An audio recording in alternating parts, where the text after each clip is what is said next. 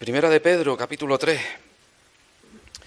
Es curioso porque, decía que es curioso porque, quienes conocemos la tradición evangélica desde hace muchos años, sabemos que, sobre todo a las cartas de Pablo, se les da mucha importancia dentro del ambiente evangélico, de tal manera que incluso, en cierta medida, las cartas de Pablo han marcado muchas doctrinas. Lo que pasa es que si nosotros cogemos cualquier texto de la Escritura, del Nuevo Testamento, del Antiguo Testamento, lo sacamos de su contexto, del contexto de su libro o de su carta, y lo sacamos del contexto de la palabra, puede decir lo que nosotros querramos que diga. Y el capítulo 3 de Primera de Pedro nos ofrece al menos dos textos que han sido sacados de contexto y que han sido usados, y voy a usar esa palabra, primera explicación, ¿vale? Antes de nada. Nosotros estudiamos la palabra, la exponemos, y quien sale aquí a exponerla no está marcando cuál es la doctrina que debe seguirse, sino que abrimos la palabra para considerarla y ver qué es lo que la palabra dice. Y cada uno de nosotros es responsable de analizar y estudiar la palabra y de llegar a las conclusiones que en ella están. Entonces, decía que hay textos que han sido usados para decir cosas como, por ejemplo, que las mujeres no deben maquillarse, ni deben teñirse el pelo, ni deben usar determinada ropa, falda larga hasta el tobillo y determinada ropa holgada. Es gracioso, ¿verdad? Sin embargo, a día de hoy, hay iglesias que prohíben a las mujeres usar determinado tipo de ropa. Y en donde las mujeres ni se tiñen el pelo, ni se maquillan. Ahora, la pregunta es, ¿de qué está hablando Pedro en el capítulo 3? Si sacamos este texto de su contexto, va a decir lo que nosotros querramos que diga.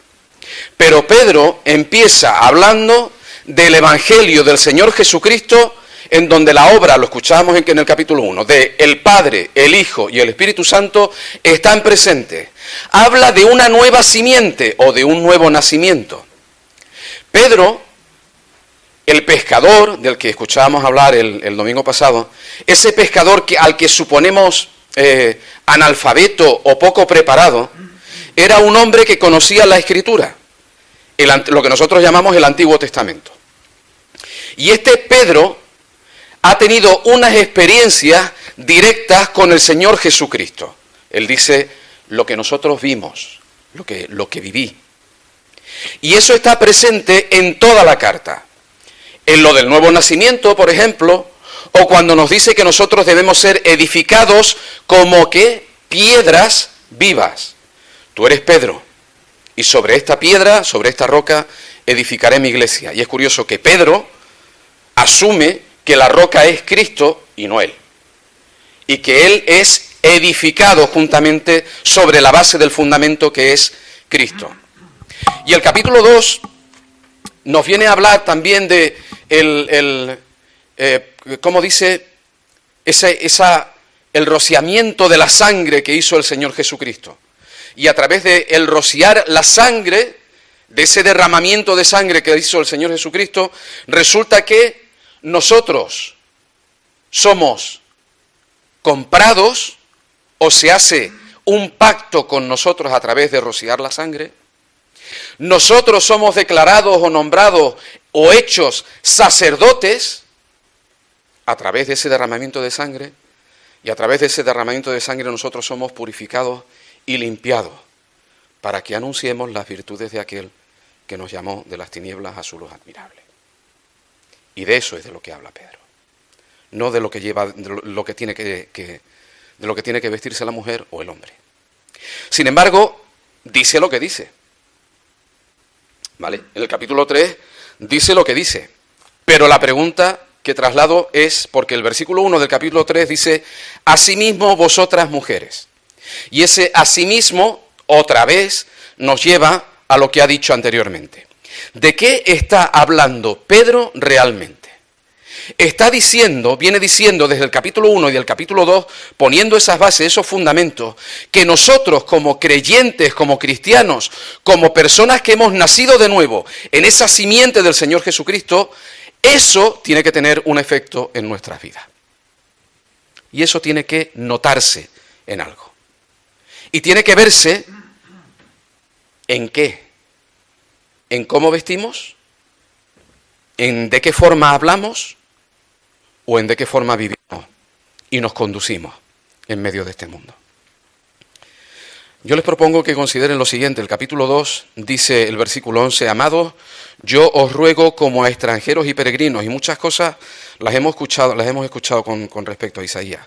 Dice, como a extranjeros y peregrinos, que os abstengáis de los deseos carnales que batallan contra el alma, manteniendo vuestra buena manera de vivir entre los gentiles. Y ese es nuestro problema, que tenemos que vivir en el mundo en el que nos toca vivir. Y como creyentes, ¿cómo vivimos en el mundo que nos toca vivir? No quería hacerlo, pero bueno, voy a soltar ya la pregunta. ¿Desde dónde está escribiendo Pedro? ¿Alguien lo recuerda? ¿Desde dónde dice Pedro que está escribiendo? De las prisiones pero dice un sitio. Nombra una ciudad o un sitio. Al final. Pero no dice Roma. Dice Babilonia. Dice Babilonia. ¿Cómo tenemos que vivir nosotros que estamos en Babilonia? ¿Cuál es la manera de vivir que quiere el Señor Jesucristo para nosotros hoy, ahora, aquí, en medio de nuestro mundo? En medio de la sociedad que nos rodea. ¿Viviremos igual que el resto de la gente? No se lo voy a preguntar solo a los jóvenes, sino a todos nosotros, ¿vale? Porque creo que es algo que está extendido, es algo que es habitual. Cuando la gente queda para salir y te dicen, oye, venga, vamos, yo sé que se hacen fiestas en la universidad, incluso en los institutos, ¿cómo nos vamos a conocer? Vámonos a una fiesta. ¿Y qué vamos a hacer en la fiesta? Emborracharnos. Y cuando tú dices, no, yo no bebo, ¿pero por qué? No seas bicho raro, no seas... Qué raro, ¿no? Si es lo que hacemos todos. Si no pasa nada. Ten relaciones sexuales uno... Da igual. No pasa nada. A mí me llegaron a decir personalmente que eso es una actividad física, que no implica nada más. Digo, claro. Esto es como ir al gimnasio.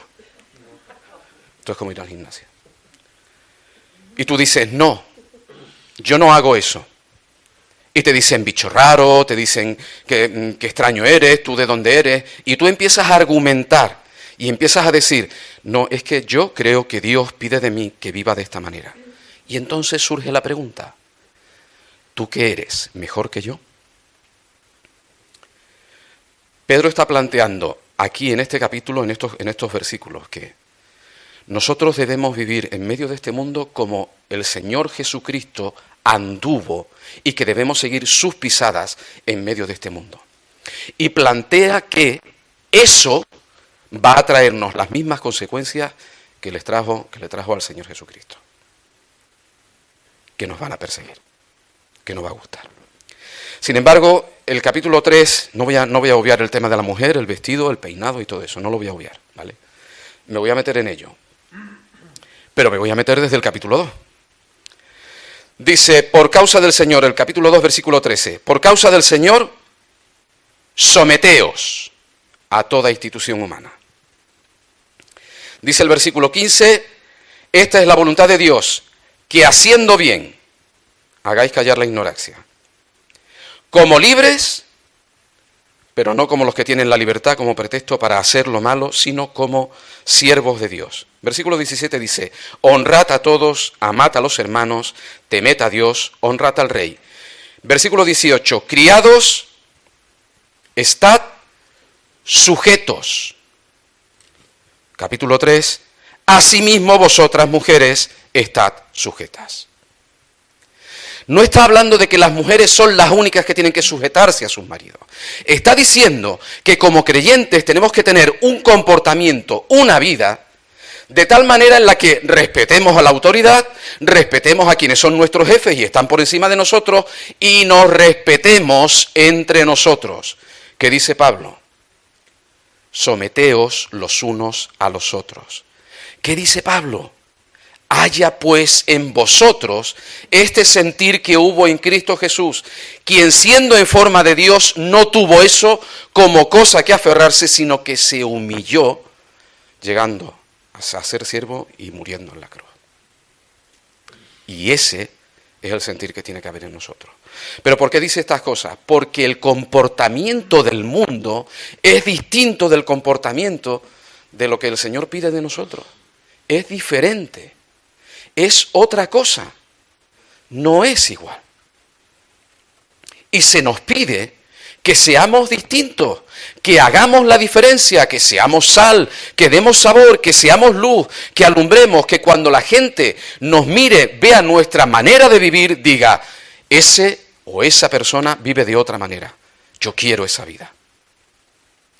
No se trata de vestirse con corbata o con traje, o de maquillarse o de no maquillarse.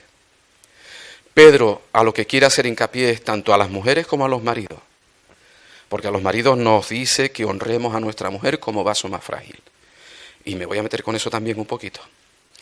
Pero no se trata de nuestra forma de vestir, sino de nuestra forma de comportarnos, sobre todo los unos con los otros.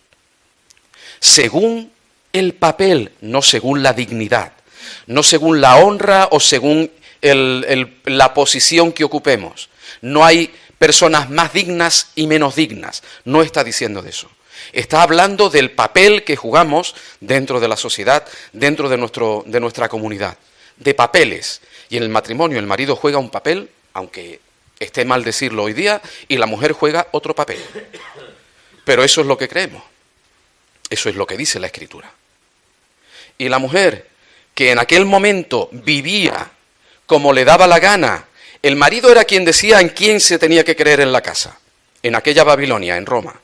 En quién se tenía que creer en la casa. Y la mujer tenía que someterse al marido y obedecerle sus prácticas y su religión. Pero el marido también era el que determinaba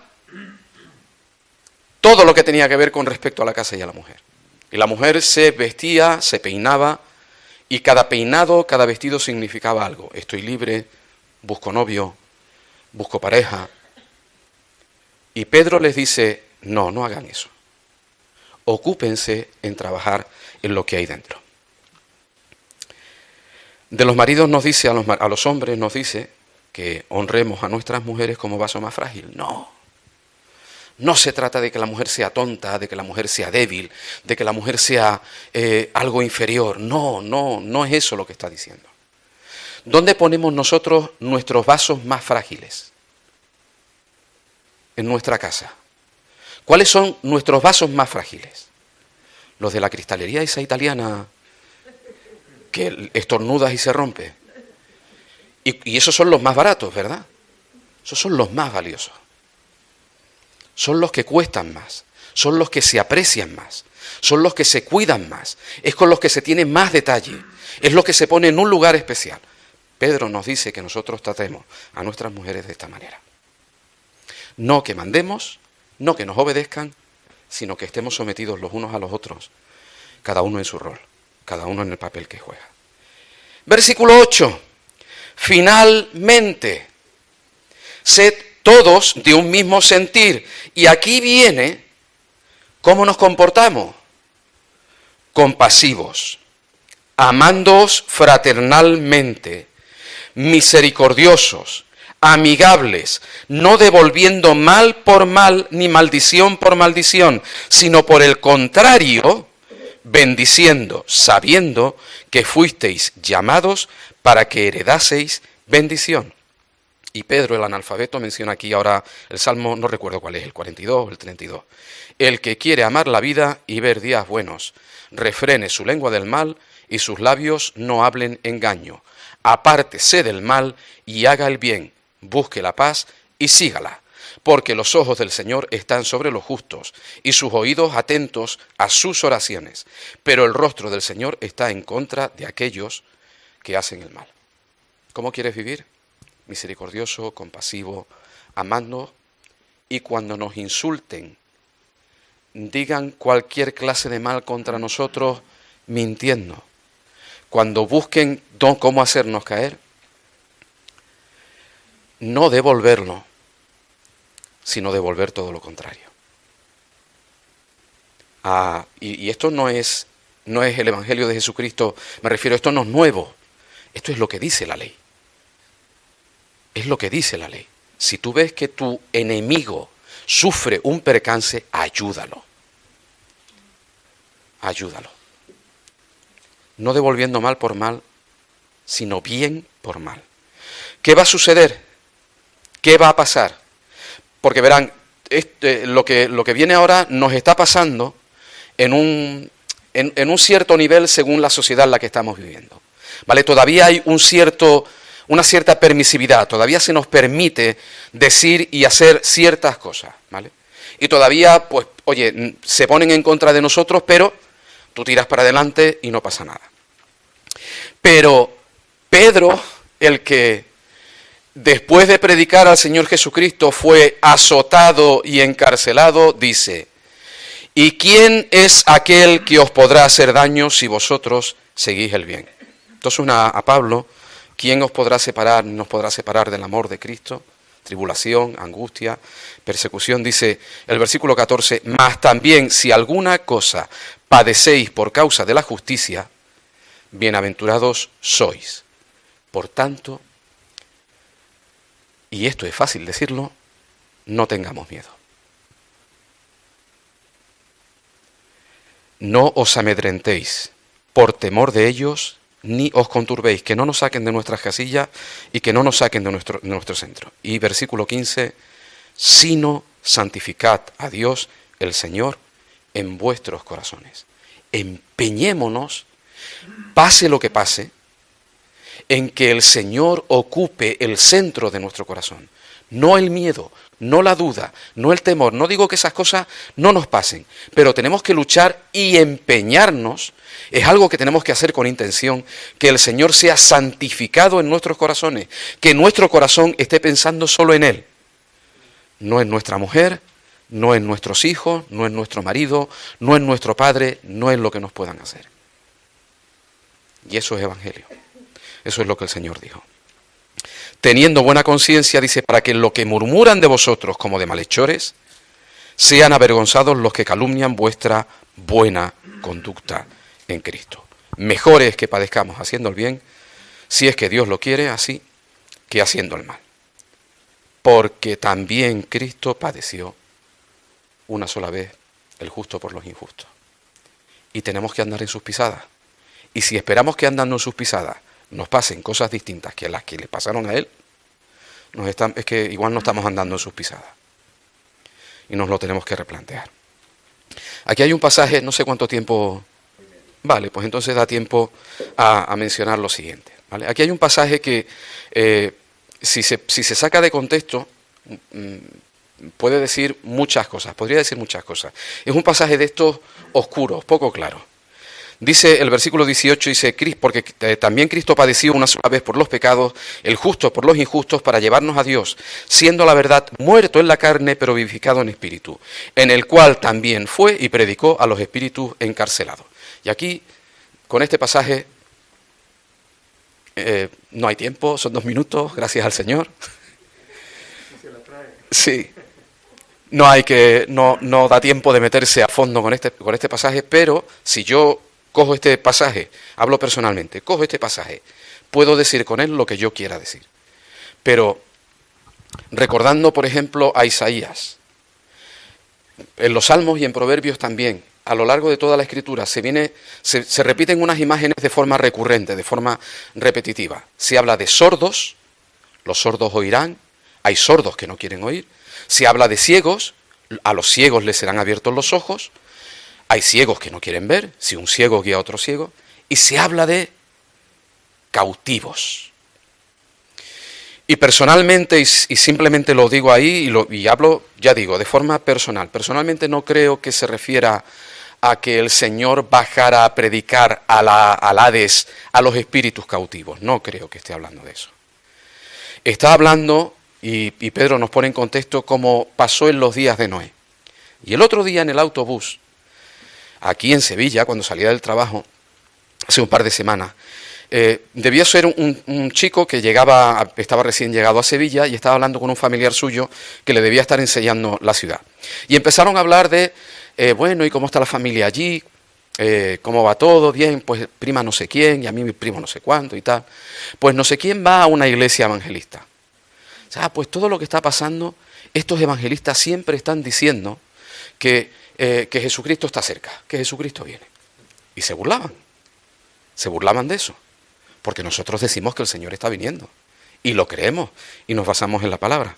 Y es lo mismo que pasaba en los días de Noé. Exactamente igual que lo que pasaba en los días de Noé.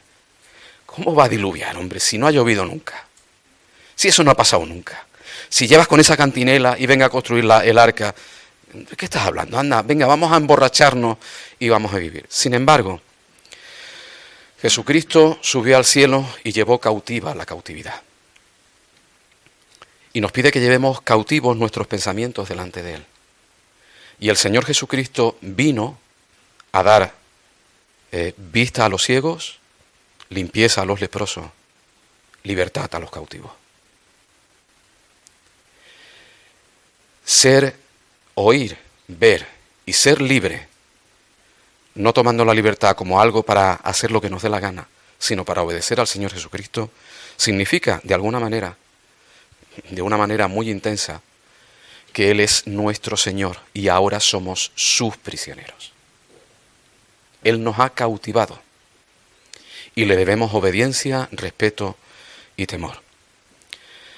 ¿Por qué? Lo hemos cantado porque por su resurrección, habiendo subido al cielo, Él está a la diestra de Dios y a Él están sujetos ángeles, autoridades y potestades. Cuando el Señor Jesús subió al cielo, lo último de las últimas cosas que dijo es: toda potestad, toda autoridad me es dada en el cielo y en la tierra. Es cierto, luchamos contra principados y potestades, pero toda la autoridad la tiene el Señor Jesucristo. Lo que estamos viviendo es aparente. La realidad es lo que el Señor nos hace vivir cada día. ¿Alguien quiere dar razón de su esperanza? No dice que demos argumentos de nuestra fe, razones de nuestra esperanza. Por su amor y por su resurrección, nosotros esperamos verle cara a cara algún día. Que el Señor nos ayude, nos dé fuerza, nos dé ánimo, nos dé valentía para vivir como tenemos que vivir, como a Él le agrada, y que Él se goce, que Él se alegre cuando vea nuestras vidas.